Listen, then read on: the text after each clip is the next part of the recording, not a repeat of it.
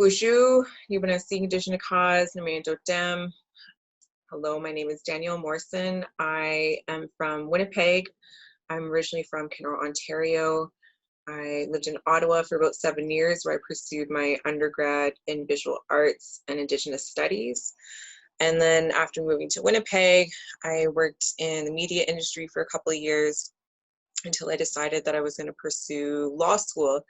So I applied for law school in about 2015 and got accepted. I got an unconditional offer and started law school in 2016. And then since then, I have started my own brand called Clan Mother Goods and Apparel. So the inspiration for Clan Mother Goods and Apparel is heavily influenced by my love for hip hop culture, streetwear, and of course, my Indigenous identity.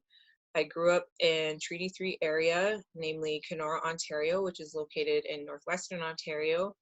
And I was very privileged to grow up in a place where we're very rich in culture, language, art. I grew up on the Powwow Trail, so there's lots of really bright, beautiful colors that you see in all of our regalia.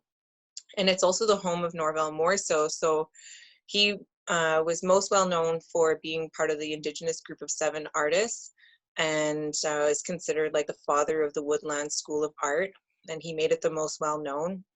So a lot of my artwork is heavily influenced by that style. And I didn't really think about creating a brand until I was left with nothing to give a good friend of mine for his birthday. And so I decided to make him a t-shirt because we are both fans of Wu-Tang Clan. And I had always sort of envisioned this Indigenous take on the Wu-Tang logo because you always see different types of variations of it. So I put an Indigenous Anishinaabe Woodlands twist on it, and it ended up taking the likeness of a Thunderbird. So I decided to get that printed on a t-shirt. I gave it to him, he loved it, and he took a picture of himself, posted it on social media. And because he's Wampanoag, he ended up getting a ton of inquiries into where someone could get this t-shirt. And he said, well, it was just a gift. And then he had actually said to me, Danielle, you should really consider selling this. Like, it would do really well. My friend Destiny Seymour, she runs a textile and home goods company. And she said, this would do really, really well at markets, online, pop-ups. And she actually invested in me being able to do a small run of t-shirts. And I basically created a brand in a matter of days. I did the logo, I got the social media accounts, I secured a web host name or a domain name, and then I launched it in a couple of weeks and everything sold out in like a matter of hours. I've done a couple of original designs with Clan Mother. I did a mug, actually I have it right here, shameless plug. This is, it says acting good, which is again like another very Indigenous Ojibwe saying that we say around where I grew up, which is that if you're, you know, being all uppity or, you know, you think you're so good, you say, oh, that person's acting good. So I actually put it on a mug, and that also sold really well. I already had a lot of interest in this design, so I just approached a few people that were well known in the community in Winnipeg. I gave them a free t-shirt and said, would you be willing to take a photo of yourself, post it online, and then tag the page? And so that was a lot of preparation ahead of time and really being mindful of the power of social media and how that really gets the message out. And so a lot of people were coming to the pop-up strictly just to go and buy a t-shirt. And then I was getting inquiries through direct messaging, through Facebook Messenger, because I also posted it on there. And basically like all the shirts were paid for and spoken for within a matter of hours. It was very exciting.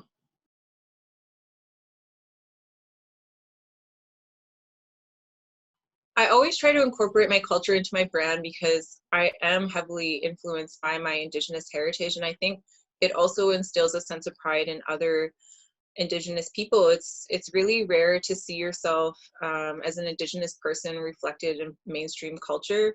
There's not a lot of Indigenous actors, musicians.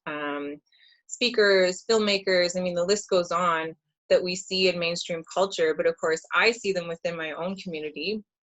And so I wanted to create something that people could really easily identify with.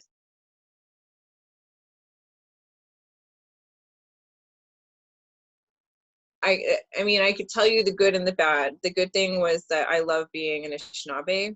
I am very proud to be an Anishinaabe. I'm very lucky to have grown up in a place where the language is so strong, our culture was so strong, our traditions were impenetrable. I mean, we basically survived ongoing colonization and residential schools to flourish as a very strong nation today. I come from a place where that's very evident.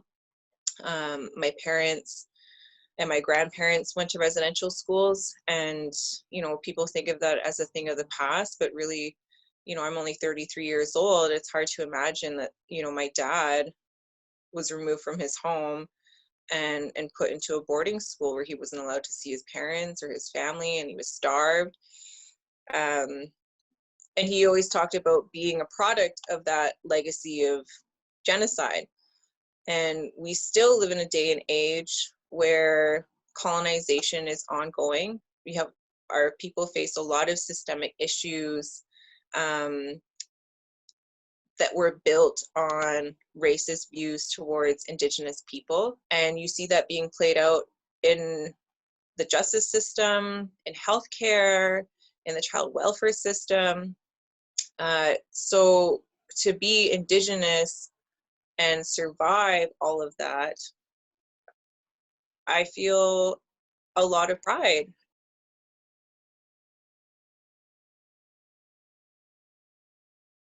It's tough because we live in a time and age where racism is a real pandemic that is affecting our world. And I don't want that to define my entire life, because for all the suffering and all the hardships that we face as Indigenous people, we just have so much to celebrate as well. I mean, I could go on and on about the amount of times that I've been faced with racism, either in the workplace or in the classroom. But frankly, I find it a bit exhausting because I feel like people want us to put our trauma out on display so that they can finally understand that racism is alive and well. And my answer to that is that it is, and you should just believe us.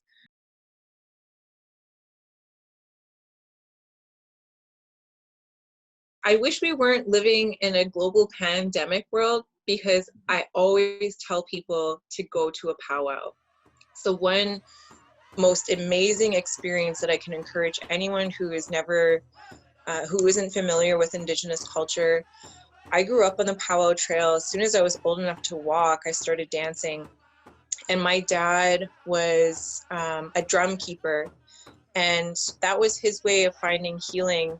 And my dad and other people who did everything they could to, one, relearn the language, because it was basically beaten out of them when they were in residential school. He relearned his language when he was in his 30s, and revived all of our spiritual ways of healing. And one of that was through the drum. The drum is just such a beautiful and powerful thing. As soon as you hit the powwow grounds and you hear that first drum beat, I've seen people break down into tears. I actually saw a video recently, because because of COVID, we're no longer able to have powwows. But there have been some communities that will bring the drum out and they'll social distance, and some people will put their regalia on, and they are literally brought to tears as soon as they hear the first drum beat. And to just see that all on camera, I mean, oh, it's just so moving. It's beautiful. And I feel like every person that I brought to a powwow has the same, really raw reaction to basically what we've always described as the heartbeat of Mother Earth. And I think it's something that speaks across all wakes of life. It speaks to all people, no matter how old you are, where you come from. go to a powwow.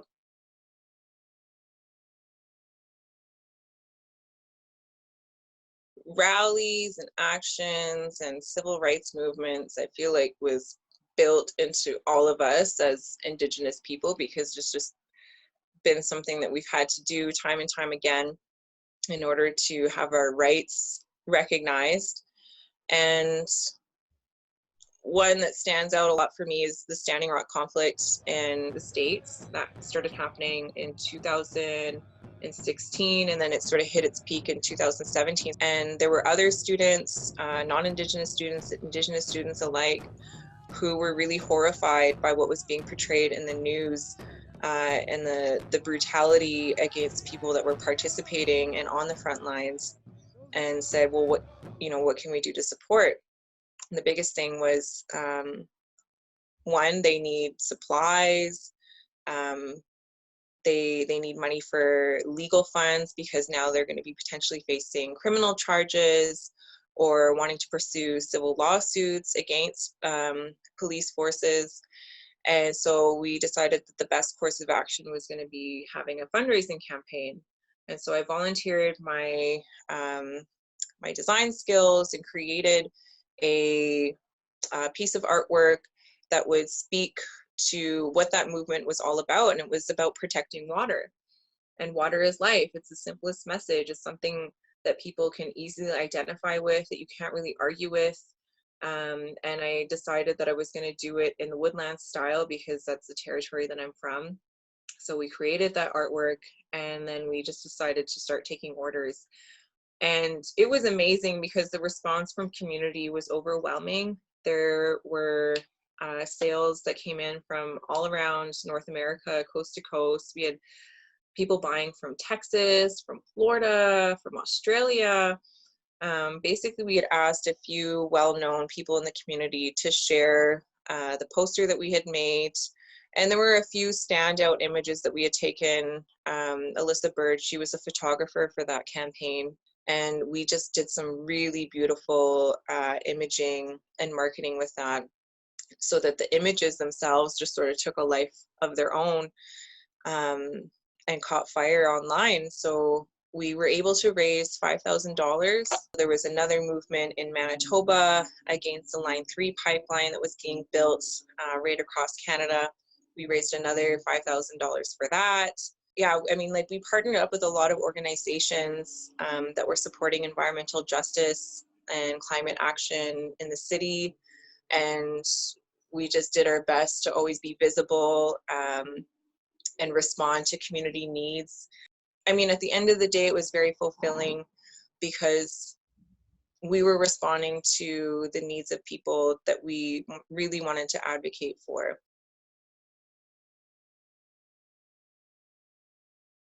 There are so many ways to give back and amplify those voices. It can range from anything from, sharing a piece of writing that's been done by a Black Indigenous person of color, having these really hard conversations within your own circles. I feel that racism is alive and well, but it's in a way that's almost insidious, because it happens behind closed doors. So if you hear someone in your circle at the dinner table or over drinks saying something racist, call them out, because we're not there. And they probably wouldn't say something like that in front of us. But the reason why they have those ideas and those views about us perpetuated is because no one challenges them on it. Because within their own circles, it's okay and it's accepted and it's normalized. It's one thing to support Indigenous artists and businesses and voices. It's another thing to be anti-racist. People are always like, well, I'm not a racist. Okay, that's good. Take it a step further. Be anti-racist. Like, dismantle the system outright. And that is where the real change starts to happen. Because if we let these systems continue, the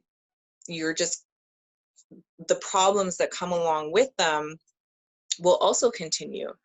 And you as a privileged person you're at the top. You benefit the most. So of course it's a really comfy spot to be. And I think the work starts by looking at that and doing a lot of self-reflection and understanding that those hard conversations, yes, they're uncomfortable, but they're necessary. And then you can take it even a step further, you know, like go to marches, go to rallies, go to events, you know, listen to Black, Indigenous people of color if they're, you know, like doing a book reading or having a concert, you know, and don't try to take up too much space either. Like, I mean that in the most respectful way possible. You know, like just understand that you've always sort of been like the loudest voice in the room, and you've always been, you know, prioritized over others. So just be mindful of like your privilege in those spaces, and don't see it as an opportunity to like share your words of wisdom or, you know, your take on it. You're there to listen, you're there to learn. And of course, like, you know, spending and money, all that goes a long way too.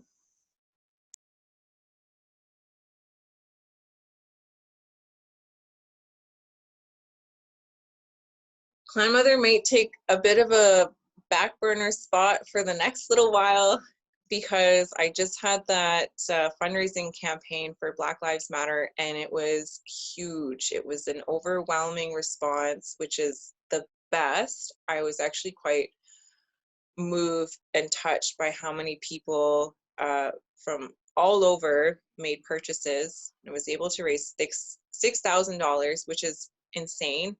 It was like record-breaking sales.